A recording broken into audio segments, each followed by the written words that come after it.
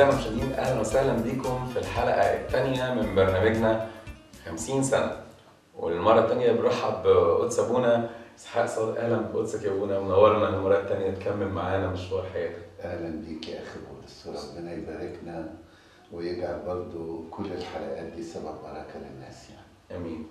ليه أنا أسأل سؤال يا أبونا كان شغلني الحلقة اللي فاتت، مش عارف أقدر أسأله ولا لأ، إذا كان بس يمكن ده هيفيدنا ويفيد ناس بتسمع. قدسك مريت بمراحل حرجة شوية في حياتك، من ضمنها مرحلة الطفولة، يتيم الأب، الأم في حالة مشغولية. معلش، ماديا كانت الأخبار عاملة إزاي؟ نشكر ربنا إن كان الله بيعتني بصغار الغربان، مش يعتني بينا إحنا. أمين. أنا بس عايزك تحكي لنا علشان لو حد يمر بنفس الظروف يبقى متخيل.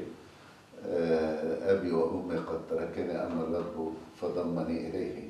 أمين. يعني أنا بعتبر إن المرحلة دي كانت فعلا مرحلة احتياجات، لكن كانت والدتي الله ينيح نفسها كملت التجارة يعني بتاعت والدي، وكانت جدتي وخالي برضو بيساعدوني في المرحلة الطفولة خالص.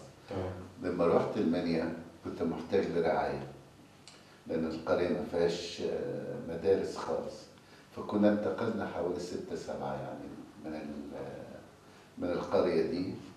اللي رعيتنا الحقيقة جمعية جنود المسيح، كان فيها مجموعة خدام حلوين رعونا جدا جدا.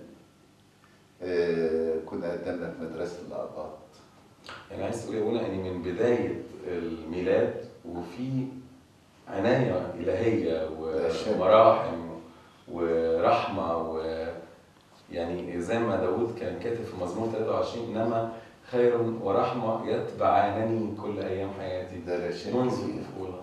لا شك إن ربنا زي ما أنا قلت كنت صغيرا في بيت أمي، في بيت أبي، ولكن برضه ربنا نقلني من مسالك الفقر والتعب والضيق وأجلسني مع رؤساء شعبه.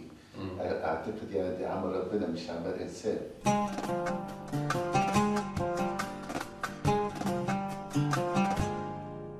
حتى لو كان في احتياجات مادية، لكن الله كان بيدبرها بصورة عجيبة جدا. أنا قلت لك يعني من بداية حياتي لحد النهارده لم أشعر باحتياج إلى شيء، لأن بيقول الرب رعاية فلا يحوزني شيء. ودي شعرت فيها بعمل ربنا في حياتي، لأن الله لم يعوزني شيئا، بالرغم إن كانت الحياة على قدها. ودي بيذكرني باحتياجات الآخرين، بيذكرني بعمل ربنا ومراحم ربنا معايا. إن اعتنى بيا لازم أنا برضه أعتني بالآخرين. أمين. ده حتى بيذكرني بحياة السيد المسيح نفسه. هو كان ولد فقير لأجلنا لكي يغنينا نحن. يعني قمة التواضع واللي بيعلمه لنا وبيقوله لنا منذ الميلاد. وكمان إحساسي بإني زي ما الآية بتقول دعوتك باسمك أنت لي. يعني ربنا مجهز قبل تأسيس العالم أسمائنا، ومجهز حياتنا، ومجهز رعايته لينا من وانا لسه في رحم الام. الرحمه شالتني وما سابتنيش. ده احساسي دايما، احساسي دايما بعمل ربنا. حتى انا لما انا كنت في امريكا، في خدمتي في امريكا، وده مراحل تاني يعني، انا كنت بقول لاي واحد من النيو كامر اللي جايين لسه جداد، اقول له تذكر مراحم ربنا ليك في مصر، واللي خدته من الكنيسة واللي خدته من الأسرة ما تنساهوش أبدا في أمريكا. فدي يمكن أنا فعلا اللي خدته من الصغر، عناية ربنا وعمل ربنا ده ما نسيتهوش طول حياتي. ولسه أنا أعرف إن أنت مرنم حلو خالص يا أخي بولس، ويا ريت تكلمنا عن عناية ومراحم الله في ترتيلة جميلة، واعتناء الله بالإنسان منذ صغره أو من بطن أمه، والله بيعتني بيه. فعلا في ترنيمه جميله بتتكلم عن موضوع اسمها ما فرقنيش ابدا ابدا احسانك. ما فرقناش احسان ولا رعايه ربنا. من وانا لسه في رحم الام الرحمه شالتني وما سابتنيش. يا ريت نسمع الترتيله الجميله دي. امين يا ابني.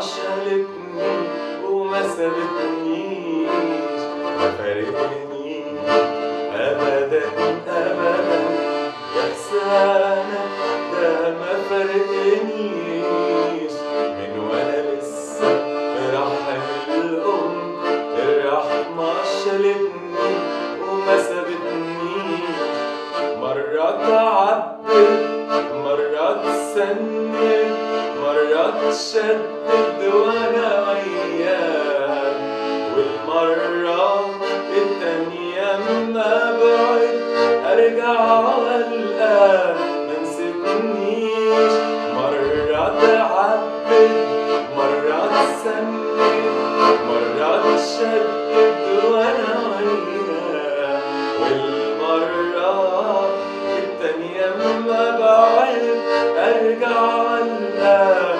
منسيتنيش، مفارقنيش أبدا أبدا، إحسانك ده مفارقنيش مفارقنيش أبدا أبدا، إحسانك ده مفارقنيش، من وأنا لسه في رحم الأم الرحمة شالتني وما سابتنيش، مفارقنيش أبدا أبدا، إحسانك ده مفارقنيش، من وأنا لسه في رحم الأم الرحمة شالتني وما سابتنيش، دوب قلبي حنانك سيدي، سابني ما بين حمد وتسبيح، وانا متاخد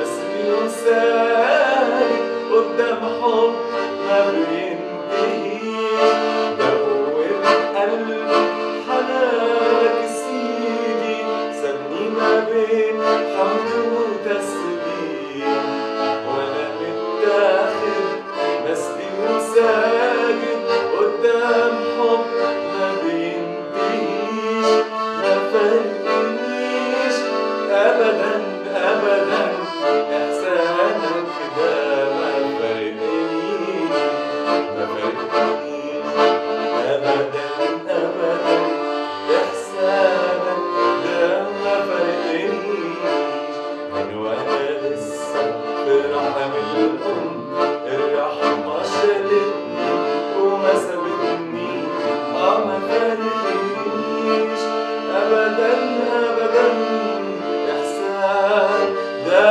ما فارقنيش، من وأنا لسه في رحم الأم الرحمة شالتني وما سابتنيش. تمام تمام، امين امين امين. الحقيقه يعني ترتيله فكرتني بمراحم ربنا اللي اعتنى بيا من رحم امي زمان، زي ما بتقول الترتيله فعلا. امين امين. كمل لنا بقى يا ابونا المشوار الجميل ده. انا بعد كده طبعا اتنقلت للمنيا، وكنت في الابتدائيه في مرحله ابتدائي يعني. وانت في ابتدائي سافرت؟ كان عندي 7 سنين تقريبا 6 سنين. دخلت مدرسة الآباط. مدرسة الآباط دي كانت تعتبر من مدارس القمة اللي موجودة في المنيا. كان في مدرستين، الإنجيلية والقبطية. مدرسة الآباط ومدرسة الإنجيلية. دول كانوا يعتبروا قمة كبيرة جدا في المرحلة دي. فأنا التحقت بمدرسة الآباط، واللي ساعدوني في كده طبعا جمعية جنود المسيح، هم اللي وجهونا إن احنا نروح مدرسة الآباط. في مدرسة الآباط الحقيقة قابلت مدرسين قديسين. هي جمعية جنود المسيح دي جمعية زي الجمعيات الأهلية يعني، ولا كنيسة أو مدرسة؟ هي كانت مهتمية بمدارس الأحد في كنيسة الأميرتاس، وكانت بتشوف الأولاد المحتاجين في مدارس الأحد وتوجههم توجيهات، وكانت بتعتني بيهم حتى في بعض الحاجات المادية. اتقابلت يعني الحقيقة أبونا متياس الجوهري، كان حاليا كان أستاذ الدين في مدرسة الآباط. اتقابلت بأبونا يوسف خليل، كان كنيسة الآباط في ملاوي. أبونا سدراك دول كانوا كهنة في كنيسة؟ لا، دول كانوا اساتذه في مدرسه أساتذتين الاباط. في مدرسة الآباط، أوكي. دول اثروا فيا جدا جدا، لان كان يوم الاحد يجبرونا ان احنا نيجي مدرسه الاباط، بالرغم ان يوم الاحد كان اجازه، لكن كانوا ياخدونا كده بالطابور ونروح لكنيسه الامير تدرس. ياخدوكم منين بقى؟ من السكن اللي في الجامعة؟ لا، ولا؟ ياخدونا من المدرسه. من المدرسة، أوكي، عشان تروح كنيسة تصلي. نروح مدرسه الاباط وياخدونا الكنيسه تمام. ويدونا القربان دي تربية عسكرية وعلمونا مسيحية كمان حياه الشماسيه. كمان؟ والالحاد القبطيه. يعني غرسوا فيا محبه الكنيسه، وبالذات برضو ابونا سدراك اسحاق كان كاهن الكنيسه، حبني جدا منذ الطفوليه وابتدى يعتني بيا اعتناء خاص بيا يعني انا. تاني أبونا سدراك ده مشوار طويل مع قدسك بعد. ابونا سدراك هو كان اب اعترافي كمان. مم.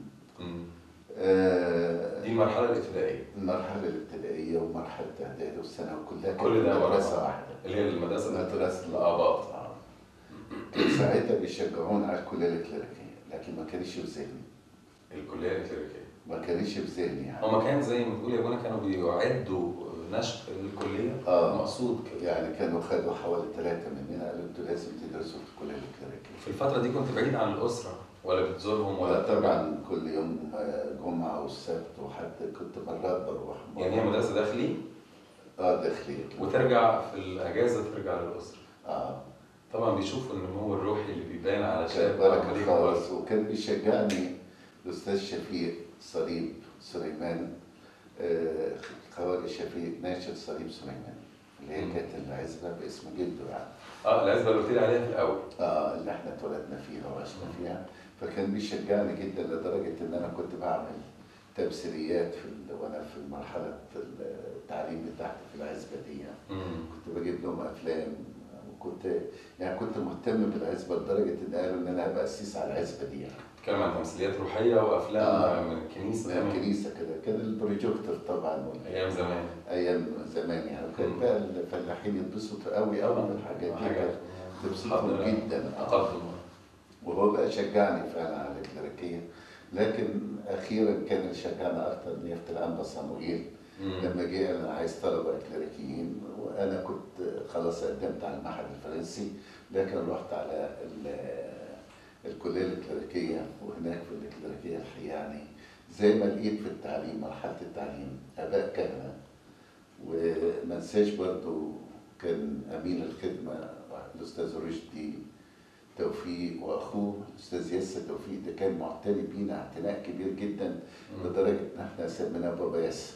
بابا ياسر. كنا نقول له بابا ياسر. هو عايش موجود معانا. ده نيح يعني.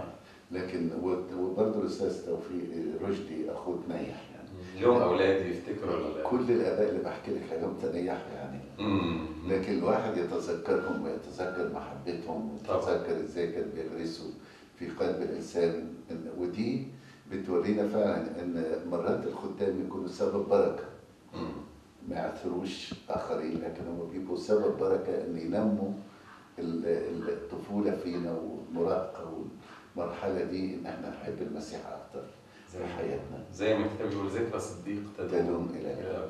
وكمان تهيألي قدسك لفت نظر الناس دلوقتي المشاهدين الكرام لحاجه جميله، عشان لو في حد بيخدم انه الخادم ما يبقاش متحكم ومتسلط على شعبه، لكن الخادم يكون خدام لشعبه ويوجه شعبه التوجيه السليم يعني. يخليهم يتذكروه حتى بعد كبر السن. مرات الكليه الكليريكيه يعني، وسافرت للقاهره. القاهره دي كانت جديده عليا يعني، انا طالع من قريه.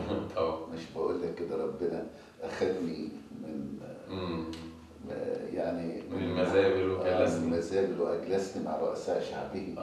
بدأ معاك وانت في حالة مزرية صعبة يعني. فرحت الكلية الكليريكية الحقيقة كانت داخلية برضه الكلية الكليريكية. لا استنى، بقول الكلية الكليريكية دي مشوار طويل. أنا بس بسأل على حاجة في النص قبل الكلام ده.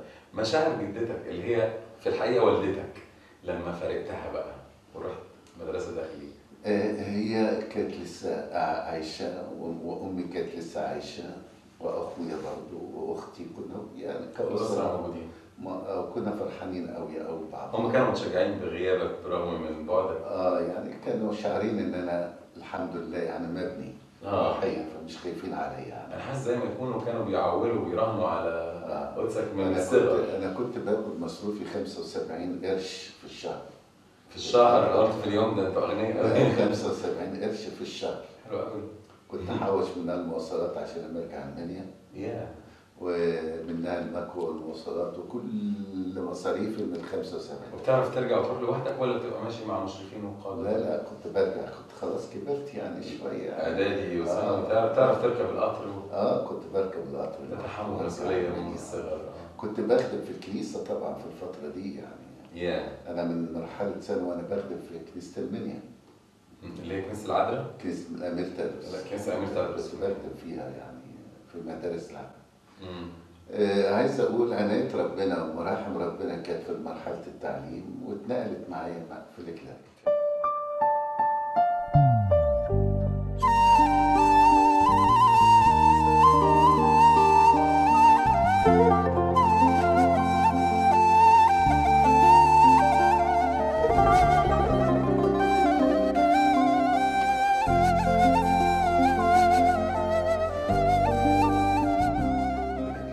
نقلت جدا معايا في الكليه الكليريكيه. لقيت في الكليه الكليريكيه كان بيشرف علينا 2 قديسين. نيافه الانبا صموئيل كان اسمه ابونا مكاري السورياني، وده كان اسقف الخدمات. ونيافه الانبا يؤنس اسقف طنطا، وده كان اسمه ابونا شنودة السورياني. دي اللي هي المرحله بتاع الكليه الكليريكيه اللي هنحكيها في الحلقه الجايه. بس انا عايز بقى بالمناسبه دي يا ابونا، حضرتك بتخاطب دلوقتي الساده المشاهدين، اكيد في شباب، في اطفال، في بيمروا بسن المراهقه، محتاجين يسمعوا منك نصيحه في الوقت ده، تقول لهم التصقوا بالقاده، بالخدام، بالكهنه. عايزك تكلمهم كأب بل كجد دلوقتي كمان توجه. هو الحقيقه يعني تحتاج لحاجتين. اول حاجه الاصحاب. لو الانسان ما التصقش باصحاب سوء هيمشي كويس. المغفر الاصحاب يخرج نفسه. طبعا يقول لك عن الشخص لا تسأل بل سأل عن صاحبه. يعني ما تسألش عن الشخص بل اسأل عن صاحبه. لأن القرين بالمقارنة يقتدي. حتى الأهل ياخدوا بالهم من صحاب ولادهم، ينقي ليهم الأصدقاء جدا، ولا يبقى بيوجه؟ لا، يوجه ويختار. يوجه أو يحاول يقربوا ليه، ويقربوا للناس كويس. أوقات ما بناخدش بالنا فبنفقد أولادنا. احنا الحمد لله يعني كلنا اللي كنا جايين من القرية كنا أصحاب جدا جدا. انتوا كلكم ولاد ربنا. ولاد عمام كلنا يعني كمان. ففرحانين ببعض، وعارف في الكنيسة مع بعضينا، في النادي في الكنيسة مع بعضينا، في مدارس الألحان مع بعضينا، في قاعدين مع الآباء الحلوين دول اللي بياخدونا الكنيسة. لا، كانت فترة الحياة غنية جدا جدا جدا في ذكريات الروح. ولذا احنا اقدر اقول لك ما عشناش المراهقة اللي بنسمع بيها الايام دي. يا بختكم. ما سمعناش بيها. حتى لما بيقولوا يعني اللي ما عاش مراهقته في الصغر بيعيشها في الكبر، لا انت مش عايشها خالص. ده خطأ خالص. ربنا بيقدس الكبر. دائما ان الانسان في مراهقته كان مع ربنا كويس، بيستمر على طول مع ربنا في حياته. امين. بشكرك وتسابونا على الفترة الجميلة والمهمة في حياة كل شاب. أنا في ناس كانت بتتكلم معايا في مرحلة المراهقة وتزعل قوي من كلمة مراهقة، مع إني أعتقد إنها مثال واضح كانت من أجمل وأقدس فترات حياة وتسابونا إسحاق. عشان كده أخويا اللي بتسمع، فكر في الكلام ده كويس. الفترة دي مرحلة بنائك الروحي. في الحلقة الجاية بإذن ربنا نلتقي في برنامج 50 سنة ونكمل مشوار الكلية الإكليريكية، مشوار أبونا في الخدمة. ربنا معاكم، يسوع يبارك.